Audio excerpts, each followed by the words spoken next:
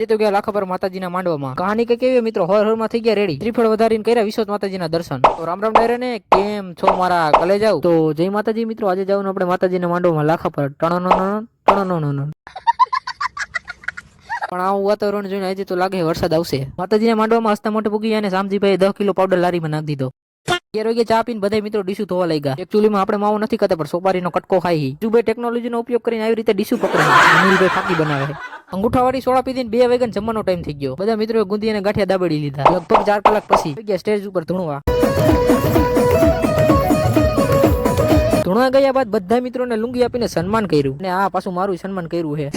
લાખા પર માંડવાનું કામકાજ પતાવીને માલિયાહાણની આજુબાજુ કુશિયાદર જવાનું છે. કારણ કે ત્યાં જવાનું હોય ધૂણવા, પણ સાંધા મામા જો અંધારી રીતે ડોકા તાણે છે. માતાજીને મઠે માતાજીના દર્શન કરીને પાછું ઠપકર્યું ઠંડુ પીને પાછા માતાજીના માંડવે પાછો ઠપકર્યો ચા. આ વર્ષના માતાજીના માંડવા હવે પૂરા થઈ ગયા અને હવે મળી આવતા વર્ષે.